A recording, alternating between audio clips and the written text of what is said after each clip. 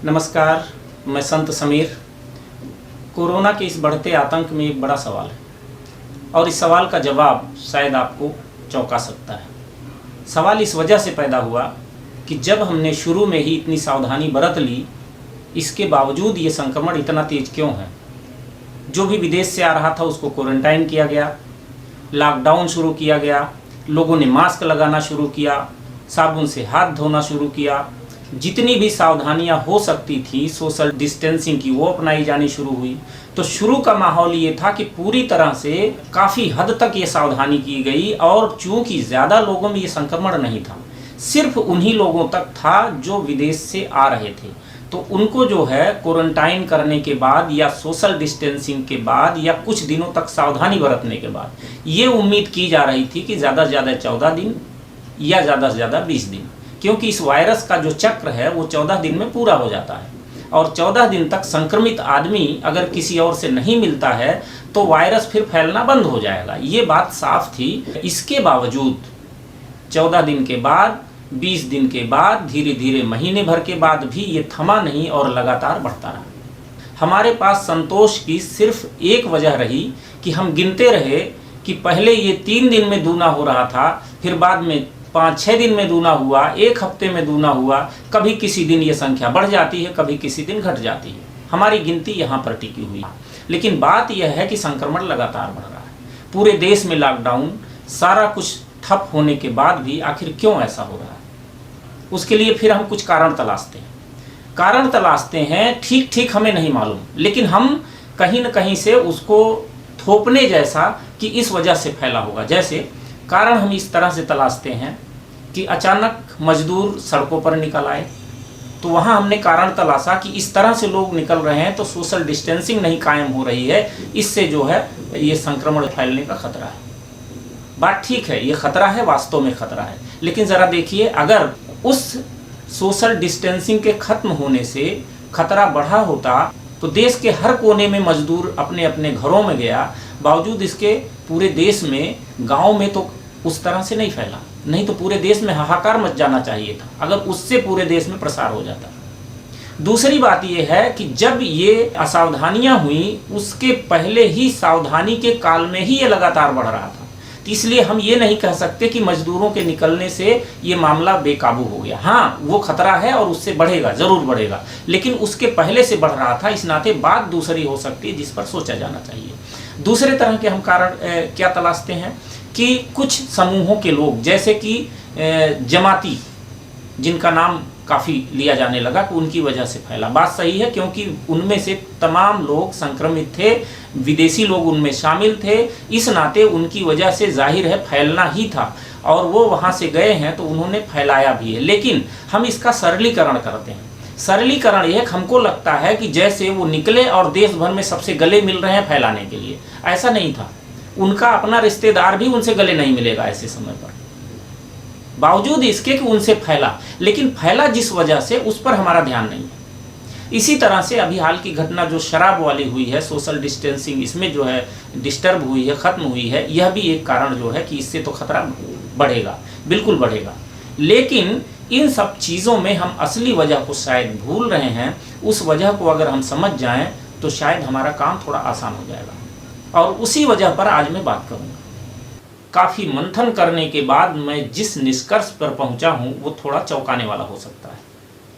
मैंने काफ़ी सोचा विचारा। सवेरे जो दुकानें खुल रही हैं अड़ोस पड़ोस में, उन पर मैं गया, वहाँ मैंने लेन देन की प्रक्रियाएं देखी। इसके बाद मेरे मन में ये भरोसा जगा कि वास्तव में ये कोरोना फैलने का जो कारण है असली, उस पर हमारा ध्यान नहीं जा रहा है और वो है करेंसी नोट। इस पर किसी का ध्यान नहीं है। करेंसी नोट से आखिर ये वायरस कैसे फैल रहा है, इस रहस्य पर मैं बात करूंगा। लेकिन उसके पहले जरा कुछ रिपोर्टों पर बात कर लेते हैं। पहली रिपोर्ट है 5 मार्च की WHO की।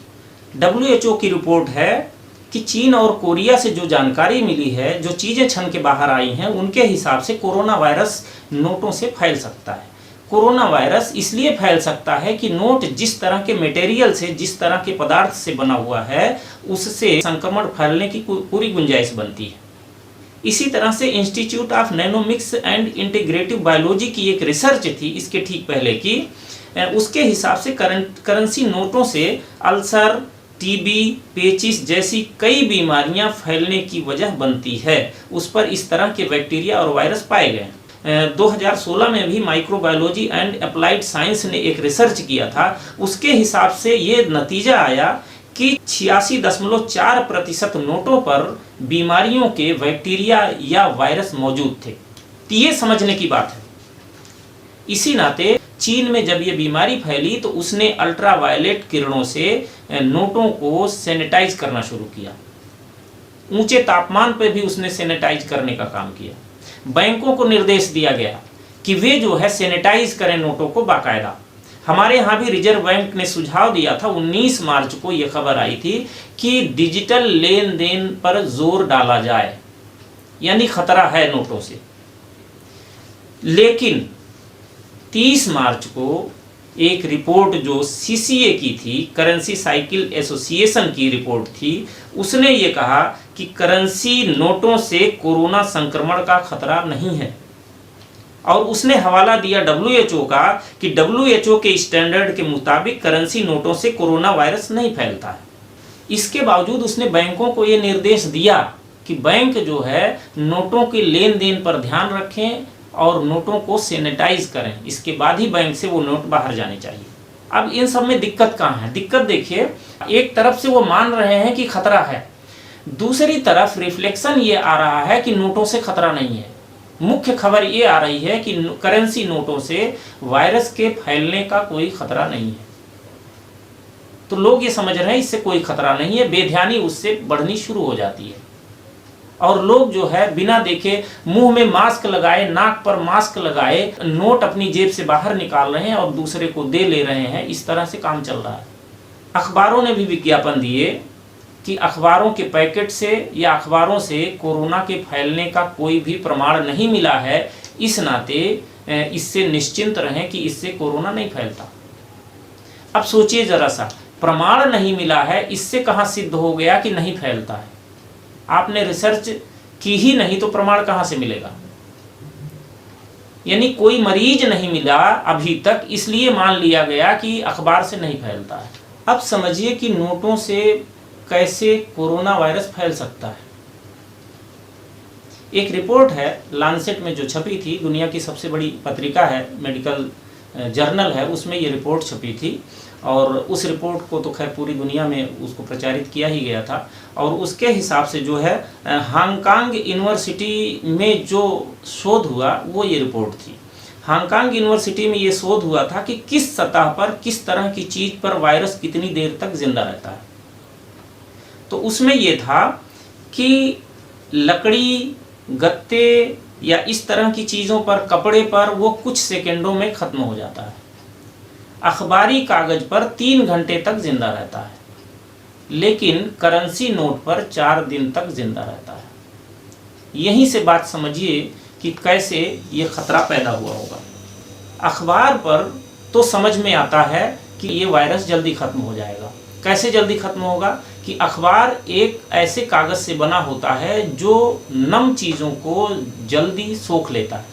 ये वायरस चिपचिपे प्रोटीन का बना है, तो जाहिर है सोखने वाली किसी चीज़ पर अगर वो पड़ेगा तो वो विघटित हो जाएगा, ख़त्म हो जाएगा, ज़्यादा देर नहीं चलेगा। लेकिन करेंसी नोट दूसरे तरह के कागज़ का बना होता है और वह इस तरह से वायरस को जल्दी ख़त्म नहीं कर सकता।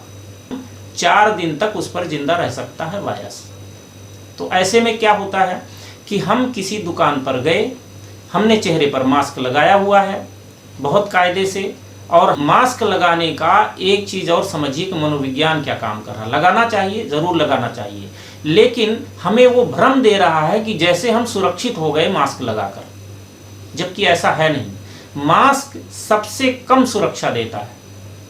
ऐसा नहीं होता है कि आप हर आदमी के बिल्कुल नज़दीक खड़े होकर बात कर रहे हैं। इस समय तो वैसे भी लोग सावधान हैं, 4-6 फुट की दूरी पर ही रह के किसी से बात करते हैं। और ख़तरा वहाँ है जिसको संक्रमण हो और उसको खांसी, छींक वगैरह आ रही हो, तभी ये खतरा भी है। इस नाते मास्क लगाए रहने पर ऐसा नहीं है कि हम पूरी तरह से सुरक्षित हो गए। लेकिन भ्रम बनता है क्योंकि चेहरे पर कुछ ऐसा लगा हुआ है जो रोज हम नहीं लगाते थे, अब ऐसे समय में रोज हम लगा रहे हैं तो महसूस ऐसा होता है जैसे हम खास सुरक्षा के इंतजाम में। वो इंतजाम लगता है लेकिन है नहीं इंतजाम। तो हम मास्क लगाकर दुकान पर गए सवेरे सामान लाने और बिल्कुल ध्यान नहीं दे रहे हैं कि हाथ से हमने जेब से पैसा निकाला, दुकानदार को दिया, दुकानदार का हाथ हमारे हाथ से छूता है, या नोट को दुकानदार छूता है, अपनी तिजोरी में रखता है, या मेज की दराज में नोट को रखता है। दूसरा ग्राहक आता है, वो दुकानदार को पैसा देता है, दुकानदार रेजगारी वापस करता है। तो इस तरह से ये जो लेन देन चलता है और हमको एहसास ही नहीं है कि हम कहाँ खतरे में पड़ रहे हैं। अगर एक भी संक्रमित है तो जाहिर सी बात है उसके हाथ से दिया हुआ करेंसी नोट वो कईयों को संक्रमित कर सकता है। ऐसा नहीं है कि कोई संक्रमित नोट एक बार किसी के पास गया तो पूरे देश को संक्रमित कर देगा। हम कोई नोट जेब से निकालते हैं तो ज़रूरत के लिए निकालते हैं, और कहीं भी जाता है तो अचानक वहाँ से तुरंत कहीं और भी नहीं चला जाता है, वो कुछ देर तक रहता है। तो संभावना ये बनती है कि बहुत तेज नहीं लेकिन आराम आराम से ये फैलने की रफ्तार चलती रहेगी, और वही चल रही है देश में। ऐसा नहीं है कि एक ही दिन में पूरा देश संक्रमित हो रहा है, लेकिन जिन इलाकों में कोई संक्रमित मिल रहे हैं वो सावधानी कर रहे हैं, सोशल डिस्टेंसिंग भी कर रहे हैं, क्वारंटाइन भी हैं, लेकिन एक क्वारंटाइन व्यक्ति भी या जो अपने घर में जिसने स्वेच्छा से क्वारंटाइन चुना हुआ है, तो ऐसा व्यक्ति भी जेब से 1500 निकालता है और किसी को सामान लाने के लिए भेजता है। तो आप सोचिए, जिस बात पर उसका ध्यान नहीं है वही कोरोना के संक्रमण का कारण बन सकता है। तो चीजें इस तरह से चल रही हैं और उस पर हमारा ध्यान बिल्कुल नहीं जा रहा। तमाम तरह के ऑनलाइन व्यवहार के बावजूद कई चीजें हम ऑनलाइन मंगाते हैं, सब कुछ करते हैं, लेकिन हर दिन हमें कुछ न कुछ खरीदने की ज़रूरत पड़ती ही है। रोज सवेरे सब्जी लानी होती है, दूध लाना होता है, बेकरी के कुछ सामान लाने होते हैं, और 2-3 घंटे के लिए जो भी दुकानें खुलती हैं तो हम जाते हैं और कुछ सामान लेकर आते हैं। हमको लगता है कि हम मास्क लगाकर जा रहे हैं तो शायद हम सुरक्षित हैं, लेकिन उस बीच में या तो हम संक्रमण दे रहे होते हैं या संक्रमण ग्रहण कर रहे होते हैं। अगर कहीं संक्रमण वाला नोट हमारे हाथ में पड़ता है तो जिन इलाकों में संक्रमण से ग्रस्त लोग मिले हैं तो जाहिर है उनके भी जेबों से नोट निकलता रहा है और वो आसपास जाता रहा है। तो इसी नाते आसपास काफ़ी लोग संक्रमित पाए जाते रहे हैं। ऐसा नहीं कि संक्रमित होने वाला आदमी वो लोगों से मिल रहा है इसलिए संक्रमण फैल रहा है। इस समय लोगों से लोग नहीं मिल रहे हैं, सावधानी बरत रहे हैं। जो संक्रमित नहीं है वे भी सावधानी बरत रहे हैं, फिर भी संक्रमण फैल रहा है और हम मान ले रहे हैं कि शायद वो जाके लोगों के बीच मिल रहे हैं, गले मिल रहे हैं, हाथ मिला रहे हैं, संक्रमण फैला रहे हैं, जबकि मामला ऐसा नहीं है। तो जरा गहरे देखेंगे तो ये मामला आएगा कि एक ऐसी चीज़ ये करेंसी नोट ही है जो हमारे पास से निकलकर किसी और के पास जा रही है या किसी और के पास से निकलकर हमारे पास आ रही है, दुकानों के जरिए या किसी और तरीकों से। इस बात को अगर हम समझेंगे तो शायद ये रहस्य समझ में आएगा कि ये कोरोना वायरस लगातार क्यों फैल रहा है। और ये हिंदुस्तान नहीं पूरी दुनिया के लिए सच है, पूरी दुनिया में ये चल रहा है और ध्यान किसी का नहीं है। एक दो ऐसी खबरें आ गई, ऐसी रिपोर्टें आ गई कि करेंसी नोट से कोरोना नहीं फैलता है और हमने मान लिया कि करेंसी नोट से नहीं फैलता है। अब सवाल ये है कि ऐसे में हम करें क्या। मूल मुद्दा यहाँ है। पहली चीज़ तो ये है कि जो सामान 3-4 दिन के लिए हम एक बार में ही ला सकते हों उसे एक बार में ही 3-4 दिन के लिए घर पर ले आएं, जिससे 3-4 दिन हमको कम से कम कहीं किसी दुकान पर जाकर लेन देन करने की ज़रूरत ना पड़े। एक सुरक्षा का तरीका। दूसरा ये है कि हम कहीं भी नोट अगर किसी को देते हैं या लेते हैं तो ध्यान रखें हाथ को धोने का। हाथ धोना इस समय सबसे बड़ा सुरक्षा का कवच है। साबुन से धोएं या राख से भी आप धोएं तो आप बच जाएंगे। राख भी सोखने वाली चीज़ होती है और वायरस उसमें जिंदा नहीं रह सकता, वायरस उसमें खत्म हो जाएगा। आपके हाथ से छूट जाएगा, जिंदा भी रह जाए तो भी आपके हाथ में नहीं रहेगा। बाकी तो साबुन हर घर में मौजूद है, साबुन से हम हाथ जरूर धोएं। उतनी देर तक ध्यान रखें अगर हम दुकान पर गए हैं, नोट का लेन देन किया है तो कम से कम चेहरे पर हाथ न ले जाएं और घर आएं या जहां भी मिले तो हाथ धो लें अच्छी तरह। ये भी कर सकते हैं आपात स्थिति के रूप में कि जितनी भी चीज़ें हो सकें, हम ऑनलाइन अब चीज़ें उपलब्ध हैं तो ऑनलाइन मंगवा सकते हैं कि ऑनलाइन मंगवा लें। हालांकि ऑनलाइन के अपने नफ़ा नुकसान हैं, उस पर अलग से सोचने की ज़रूरत है, लेकिन जिस समय हम ख़तरे में हैं उस समय हम कोशिश करें ज़्यादा से ज़्यादा लोगों के संपर्क में आने से बचें किसी भी रूप में। इसमें ऐसा नहीं कि बहुत ज़्यादा डरने की ज़रूरत है। इतना तो हमें मालूम है कि हम करेंसी नोट का इस्तेमाल ऐसा नहीं है कि बार बार करते रहते हैं, हर घंटे पे करते रहते हैं, हर 2 घंटे पे करते रहते हैं, ऐसा नहीं होता है। होता यही कि दिन में एक आध बार हमें इसकी ज़रूरत पड़ती है लेन देन करने की। हम कई चीज़ें आसानी से अपने स्तर पर बचा सकते हैं, संभाल सकते हैं। लेकिन मैं कहूँगा कि हमारी सरकार को ध्यान देने की ज़रूरत है, कोई तरीका, आसान सा तरीका निकालने की ज़रूरत है कि लोगों को इसके लेन देन की ज़्यादा ज़रूरत ना पड़े। बस इतनी सी बात। फिर मिलेंगे किसी और वीडियो में किसी और मुद्दे पर चर्चा करने के लिए। धन्यवाद।